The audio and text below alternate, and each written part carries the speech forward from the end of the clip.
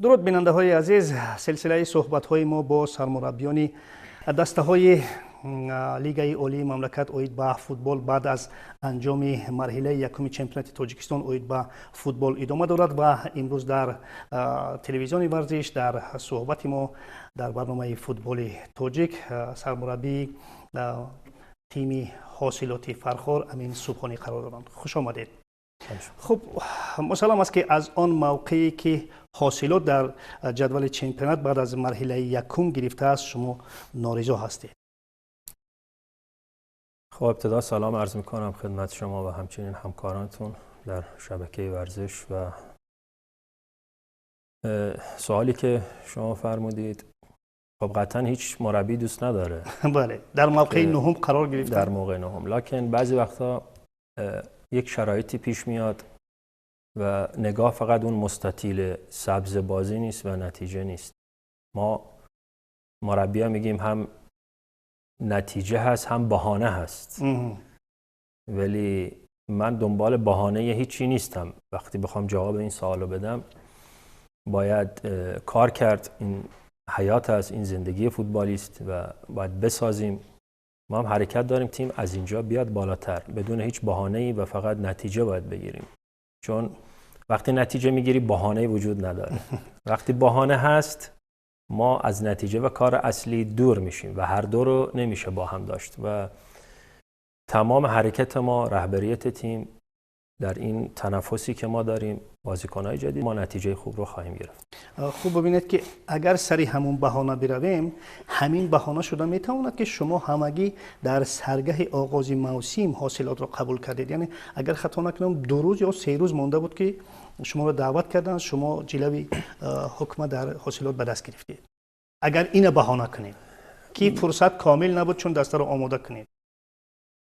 به هر صورت من این مسئولیت به خود میگیرم. میخوام که شما جواب بگید. نه ببینید، خب من خودم یک پلنی داشتم امسال. واقعیت من مسئولیت جای دیگه رو قبول کرده بودم اینجا و نمیخواستم کار بکنم. دیگه واقعیت رو به شما بگم. بله. که بینندگانم میبینن میشنون که اصلا کار ما چی بود از اول با این تیم. این تیم قهرمان لیگ یکم شدن و بعد از چند سال در لیگ یک حضور داشتن و وقتی اومدن به ویش لیگ عالی صعود کردن، تقریبا یک 70-80% همون بازیکن‌هایی که در لیگ بودن و ماندن. بله. خب بعد یک دوست عزیزی ما مربی قبلیشون بود، از ینور سر کردن، بعد تو بازی‌های FFT شرکت کردن. بله. و بنده تو اون تایم با تیم U17 منتخب تیم ملی تاجیکستان من کار میکردم. بعد رهبریت اومد گفت که ما میخوایم شما کمک کنید امسال به ما، به هر حال در کنار اون مربی یک مربی با تجربه باشه. خب محبت کردن، لطف کردن، با ما صحبت کردن. من به عنوان مدیر فنی که نظارت بکنم رو کار مربی‌ها، روی تمرینات، این بود.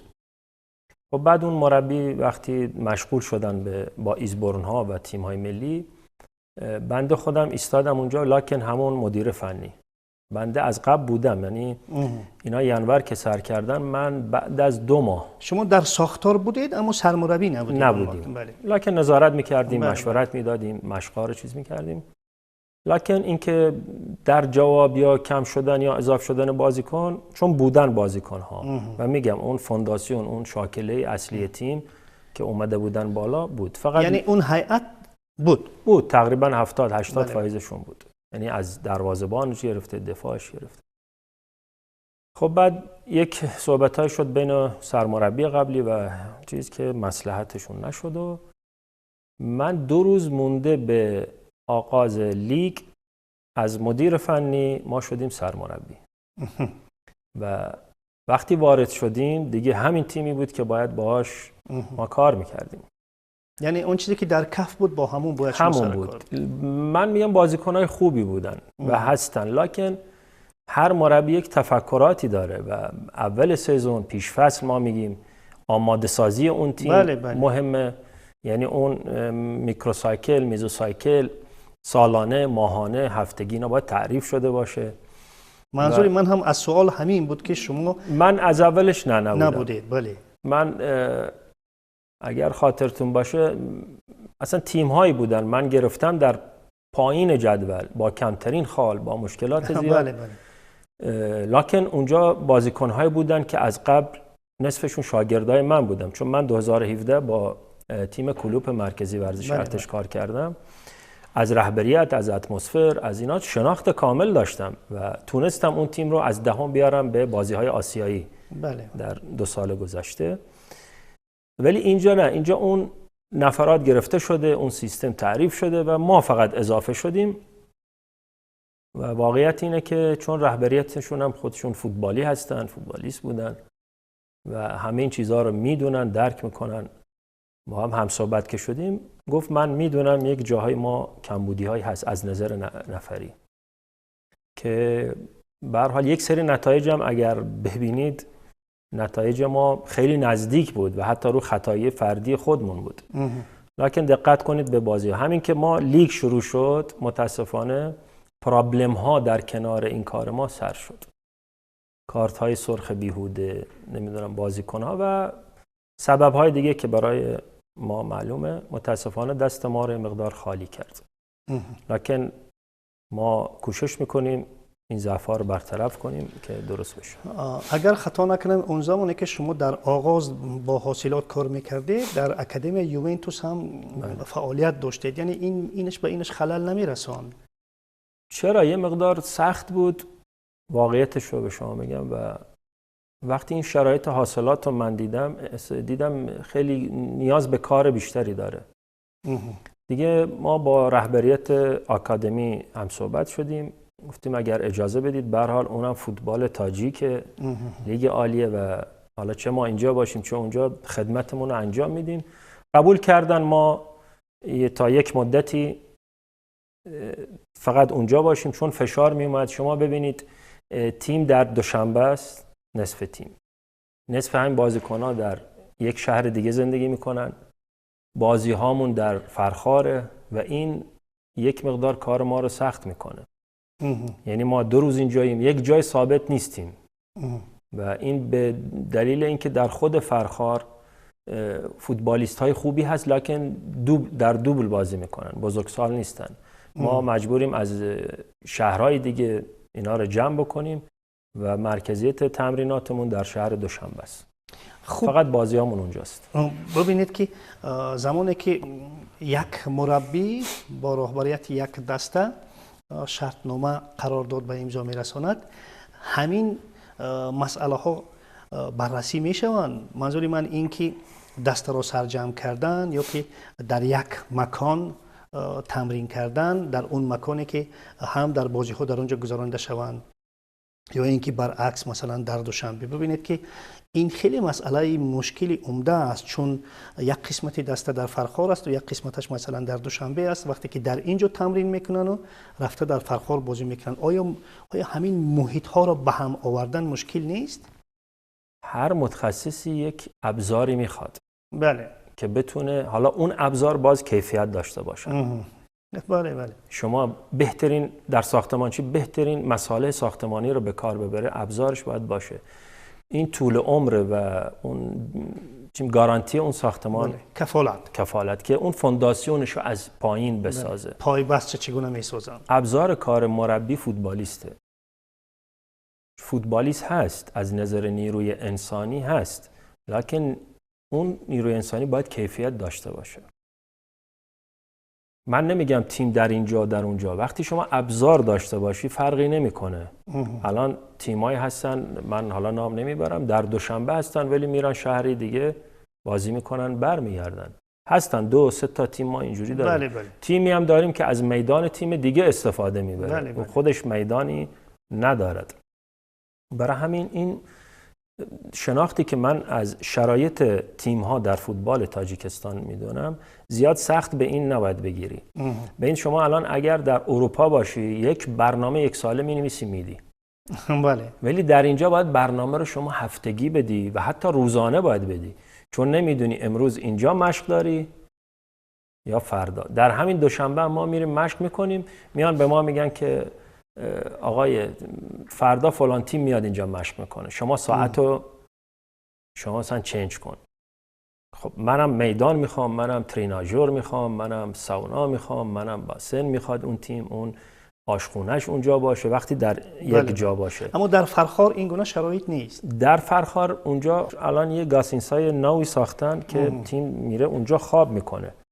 یک مقدار آب و هوا چون گرم هست، خیلی گرم است، بله گرم است و اونجا یه مقدار سخته، لکن الان گاسینسای خوبی ما داریم، آشخونه هست و من تمام تلاشم که اینکه تیم حالا بیشتر اونجا بره.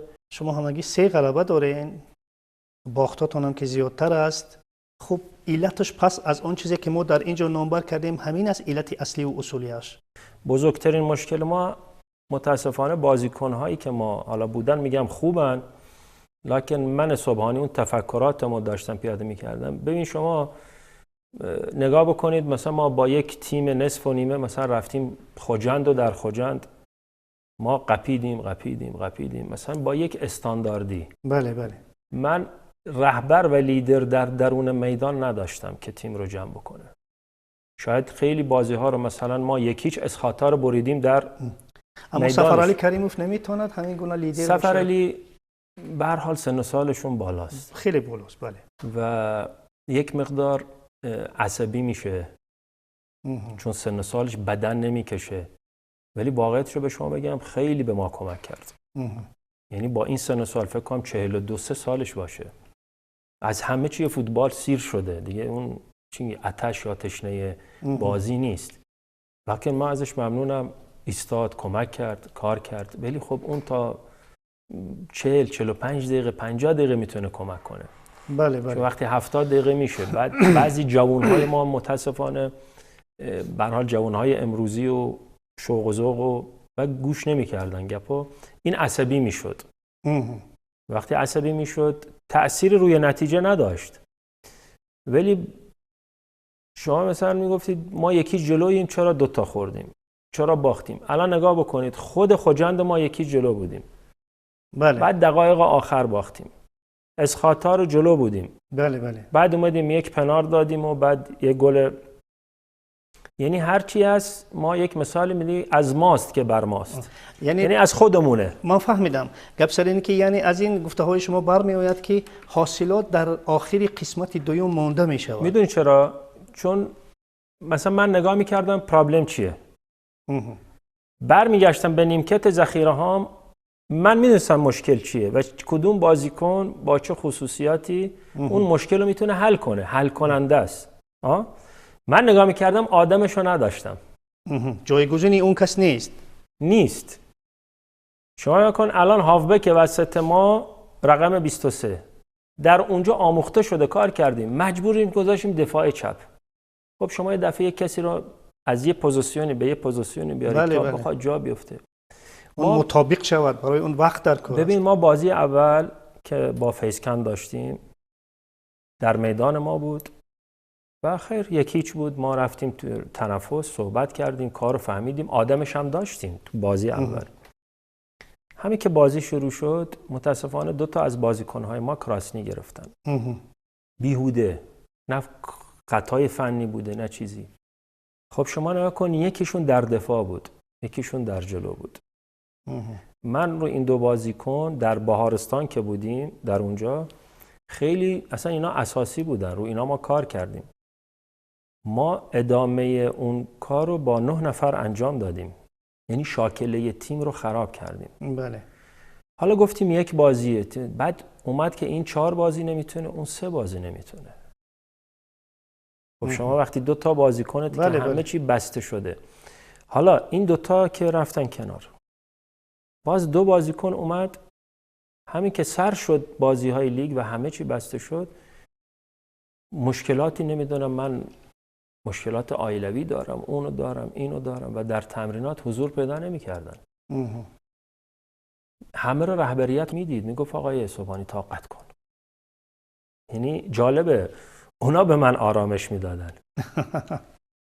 شما اگر میبینید درست ما نتیجه اینجا، بعد در اینجا در جدول نگاه کنید چند ساله که من اینجام، شما با 3 خال 4 خال میرید پنجم جدول. بله بله. با 2 خال میایید نهم. بله عین زمان جدول یعنی همین گونه اینقدر است. فرقیت نیست. ما عرضم به حضور شما که شروع لیگ پرابلم های ما با نفری شروع شد. الا از نظر همون تیم همون مشخص، لکن تا جایی که ما اطلاع داریم حدودی 10 نفر حاصلات رو ترک گفتن. خب در این باره صحبت کنیم بعداً در اون باره که کیها را به دسته دعوت کرده اید. خب کیها بودن که هیئت حاصلات رو ترک کردن و با چه علت؟ حالا خیلی‌ها به من میگن شما چرا 10 تا رو جواب دادید؟ بزرگترین مشکلی بر نتیجه نگرفتن ما، حالا 4 نفرش سبب دیگه ای بوده و دیگرانش هم بچهای خوبی هستند لکن کم تجربه و برای لیگ عالی تیار نبودن اینا و خیلی خوب بازیکنهای مشق بودن لکن بازیکنهای روز بازی نبودن. اینا وارد میشن نمیتونن اون کار رو انجام بدن. پس علتش چی است؟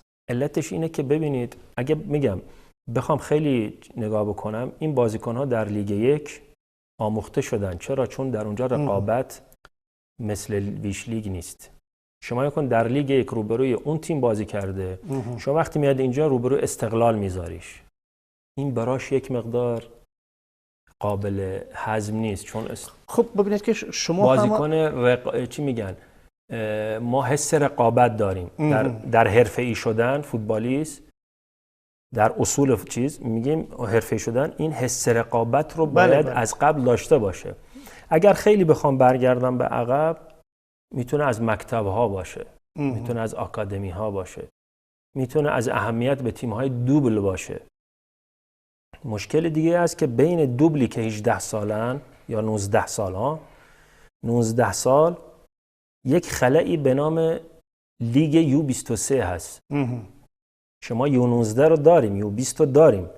از اینجا به اینجا که میاد در این سطح 21 و 22 که نداریم. وقتی نیست اون رقابت نیست. بله جمع میشن ایزبر میرن، یا همین 21 22 در تیم های دیگه هستن ویش لیگ ولی کمتر بازی میکنن. ببینید که شما هم در لیگ عالی تاجیکستان مربیان به اصطلاح پرافی هستید. خب همین نکته رو با اینابت میگیرید وقتی که مثلا بچه ها از لیگ یکم میان یا که یک دسته که از لیگ یکم میاد، شما البته میدونید که اونها مطابق شدن با فوتبال لیگ یکم. لیگ عالی کاملا سطح دیگر است.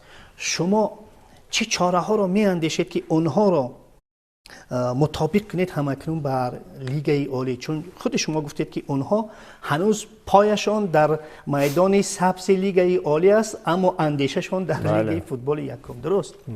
خب چی چاره اندیشیدن در کار است؟ از لحاظ ترینری پروفسیونال باید چی بکند که اونها رو مطابق بکند به این ببین استاندارد فوتبالی در دنیا، هر فوتبالیستی باید در سال 54 مسابقه بده. حالا 54 مسابقه و علاوه بر مشق‌های عمومی و مشق‌های انفرادی، یا این معیار است. این معیار است. بله بله. حالا شما این بازیکن رو مثلا نسبت به اون ساختار ورزشی، باشگاهی، فوتبالی اون تیم، اون شهر، اون سطح، آیا این در این سطح بوده؟ 100% نیست. ببین من یه آماری گرفتم، حالا برای خودم چون بنده وقتی ترینر هستم باید یک محقق هم باشم. بله کار بله. خودم تحلیلگر باشم. شما حالا نگاه بکنید، ما از دروازه‌بان بخوایم شروع بکنیم، 80% تیم‌های لیگ عالی ما دروازه‌بان‌هاشون خارجی هستند. درسته؟ بله. بیایم رو خط دفاع سنتر. 100% تیم‌هامون یکی از دفاعاشون لژیونره. بله. یعنی 2 دفاع، من نمیخوام چون زیاد هستن نام ببرم، 2 دفاع وسط یکیشون لژیونره. بیایم در هافبک دفاعی، جلوی دفاع. شما ببین در استقلال مثلا رقم 9، در روشن رقم 19 و 6، در کوکتاش رقم 6، در فیسکند رقم 30، در ختلان رقم 55 فکر میکنم یا 20 و در اسخاتا رقم 17. ازبکی هستن. من چون برای خودم آمارشو میگیرم. حالا به سری پوزیشن‌های حساس ما برای فوتبال ما، حتی برای تزریق به تیم ملیمون، در این پوزیشن‌های ما پوزیشن‌های مهم بازیکن‌های خارجی هستن. البته من ورود نمی‌کنم چون این حق تیم هاست، اون میتونه استفاده ببره برای نتیجه گیریش. لکن شما اگر دنبال راه حلش باشیم، ما بیایم حتی بازیکن لیگ یکی رو بیایم مثلا در این پست کم کم اینا رو پرورش بدیم که اگر در آینده مثل من صبحانی مربی خارجی بیاد، نیاد از بازیکن رو از نو بسازه در لیگ. من باید بیام بازیکن تیار رو بگیرم، 10 روز ایزبورن برم، بیام همه چیم آماده و وارد لیگ بشم. خب من از شما خواهش کردم که اونهایی که از حاصلات رفتن نامبر کنید، متاسفانه نامبر نکردید. خب اونهایی که همکنون به حاصلات می آیند یا آمدن نامبر میتونید که من میدونید چرا من نام نمیبرم؟ خوش فقط مشخص کوتاه. ببینید چون بازیکن‌هایی بودن که خدمت کردن، هم خدمت کردن در حد توانشون و به هر حال شاگردهای ما بودن و ما افتخار ترینری رو داشتیم برای این بچه‌ها. حالا به سبب‌های مختلف، فنی بوده، غیر فنی بوده، اخلاقی بوده یا مالیوی بوده. من تو بحث مالیوی گفتم به شما، ما در حاصلات فرخار مشکلات مالیوی، یعنی پریمه‌هاشون، معاشاشون، همه چیزشون، حتی در قبال لژیونرها همه تعهدات مالی هست، مشکل مالی نیست. لکن من نام نمیبرم، میخوام حرمت و چیز این بچه‌ها حفظ بشه. باشد، این حق شماست. آره من ببخشید، ولی در رسانه‌ها قید شده کیا هستن، براشون هم آرزو موفقیت داریم. همه اونا خوبن و همه چی شاید اشکال از من بوده، ترینر بوده نتونستیم، لکن براشون جای دیگه آرزوی موفقیت دارم. باشد، مشکل ندارد. اصلا حیات یک فوتبال باز حیات یک ترینر همین است. امروز در این دسته و فردا در اون دسته و این مشکل ندارد. اگر خواه نامبر شوند خواه نشوند، البته این حیات است، دور میزنن، این کاری مشکلی ندارد اینجا. خب اونهایی که همکنون به حاصلات میان کیها هستند؟ اگر خطا نکنم شما خط دروازه را پرقوت کردید سر اول. بله، ما 2 دروازه‌بان گرفتیم، یکی از همین لیگ داخلی بودن، البته 2 تاشون، و دوم هم یک جوان خیلی خوبیه، من کاراشو دیده بودم. این دروازه‌بان فیضکند بودن؟ نه، این دروازه‌بان ما از زسکا گرفتیم و همچنین یک دفاع چپ از تیم کلوب مرکزی ورزش ارتش که اینجا هم جا داره ازشون تشکر بکنم. به هر حال تو این مشکلاتی که ما داریم تونستن این 2 بازیکن بدن و بیشتر کمک بوده، بیشتر دستگیری کردن، با اینکه خودشون هم مشکلات پوزیشنی بود، لکن محبت کردن. رهبریت تیم زسکا به ما دادن. همچنین دروازه‌بان از فیسکند گرفتیم و 2 بازیکن از کشور کامرون که اینها در U20 تیم ملی کامرون بازی کرده بودن و تا اینجا منتظرشون بودیم چون مسابقات داخلیشون بود، لیگشون تمام شد و ما اینا رو هم گرفتیم که فکر میکنم تا الانم که من خدمت شما هستم اینا کنترکتشون رو، یعنی قرارداد امضا میشه، باید میرفتن آفیس و کارشون انجام میشد. خب با آنه که 2 دروازه‌بان دعوت کردید، یعنی شما دیگر با رستم رضایف اعتماد ندارید؟ ببین رستم خب خیلی زحمت کشیده برای فوتبال کولاب، برای فوتبال تاجیکستان، لکن من اعتقادم به اینه که وقتی کسی به یک سن و سالی میرسه، به یک جایی میرسه، بله بتونه در همین فوتبال در زمینه دیگه، در عرصه دیگه خدمت بکنه و من ممکنه ایشونو به عنوان مربی دروازه‌بان که بیاد کنار خودم کار بکنه، چون من اعتقادم به این بچه‌ای که فوتبالیستن و فوتبالشون تمام میشه اینا بیرون نمونن، ما دوباره اینا رو به کار میگیریم. من جمله این که حالا ایشونو ما اشاره کردیم به کارش که 2 نفر دیگه هم به عنوان 2 تا از فوتبالیستای خوب تاجیکستان کنار من هستن به عنوان مربی که ما بتونیم در این نبود مربی دروازه‌بانی که واقعا کمبود هست، ما یک مربی دیگه بسازیم دو تا مربی کنار ما هستن، اونا هم تیار بشن برای آینده فوتبال بسیار خوب. کمک کنن. خب سر و صداهای هم چرخ میزنن که در ستاد مربیان شما تغییرات هم با انیقترش علاوه از متخصصین ایرانی کسی با شما پیوست می شود. این تا کجا درست است؟ ببینید اگر که شرایط ما بهتر شد از نظر نتیجه و سال بعد انشاءالله اگر این تیم حالا در کوبوک تاجیکستان یا در لیگ به جایی بتونیم برسونیم که بتونیم در آسیا بازی بکنیم، در آفریقا اشتراک بکنه، حالا امسال یا من یک مربی فیزیک هست ایشون به ما اضافه میشه که قبلا در همینجا تجربه کاری داشتن کنار خودم و همه شما شاهد بودید که از نظر فیزیکی ما تونستیم با 3 تا از بهترین تیم‌های آسیا در بازی‌های آفریقا 90 مینوت و حتی 95 مینوت تیم 100 مینوت هم میشد بازی می‌کرد. بله بله. و حتی خیلی گل‌هایی که مثلا گل با آلتیناسی رو دقیقه آخر ما زدیم. این دال برای اینکه با آمادگی فیزیکی، روانی، روحی روانی تیم خوب بود و تأثیر اون مربی رو این کار بیشتر بود. آقای دکتر زرگانی که همکار بنده است و 100% از ایشون. یعنی این هنوز تصمیم است. این تصمیم است. یعنی در مرحله نوبتی چمپیونات تاجیکستان ما حاصلات دیگر رو می‌بینیم. بله با آنه که اینقدر تغییرات ها با وقوع پیوستند. بله 100%. من در آخر میخواستم یک چیز از شما پرسانی کنم. من در صحبت‌های قبلی که با شما در پشت کامراهای تلویزیونی هم که صحبت داشتیم، در صحبت‌های دیگر هم که صحبت داشتیم، در برنامه‌های دیگر دو چیز احساس میکنم.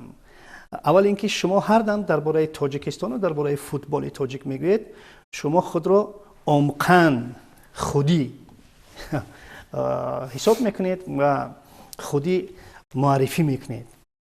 باز در ادامه صحبتتون هر دم که هست میگوید که اگر من در فوتبال تاجیک باشم، یعنی میان این دو گفته چه تضادی هست؟ ببینید صحبت اول این که من عمقاً و با احساس صحبت میکنم، چون به هر حال ما همزبانیم، فرهنگمون همه چیزمون نزدیکه با همه. دوم اینه که من وقتی میرم فدراسیون همه احترام حرمت میذارن، همه احترام میذارن، یعنی نوع برخورد، نوع سلام، نوع چیز، من خودمو بیگانه و غریب اونجا احساس نمی کنم. وقتی شما اینجا در تلویزیون در برنامه‌های مختلف تماس میگیرن، مشورتی هست، صحبتی هست، دعوتی هست، این یعنی احترامه. ببینید خیلی چیزها، خیلی واژه‌ها، من اینجوری بگم به شما که خیلی واژه‌ها مثل احترام، مثل بزرگواری، اینا در واژه قشنگن ولی در عمل شما باید اینا رو ببینی.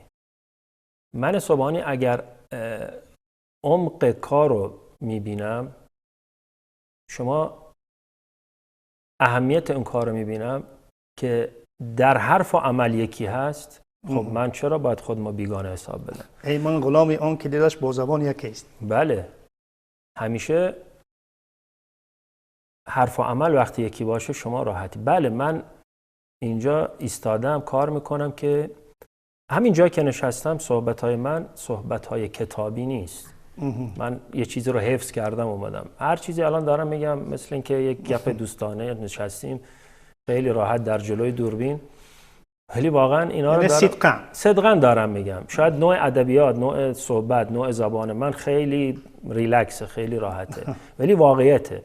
من اگر اینجا بشینم یا بایستم در فوتبال تاجیک، ما میتونیم خیلی کمک بکنیم. بله، اما اونی که شما میگید اگر در فوتبال تاجیک باشم، اما اگر منظورتون اون است که از روی تخصصی داشتهتون میتونید که دیگر جا بروید، یعنی ممکنه کسی در تاجیکستان بمونه. میستم، ما زندگیمون اینجاست، بچه‌های ما اینجا.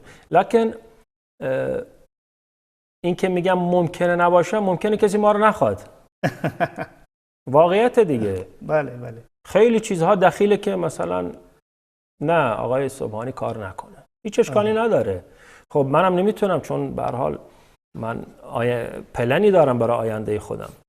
من نمیتونم بیکار بشینم، زندگیم اینجاست، رفت آمدم اینجاست، لکن ممکنه در یکی از همین کشورهای همسایه بله واریانتی باشه. چرا نباید باشه؟ چرا نه؟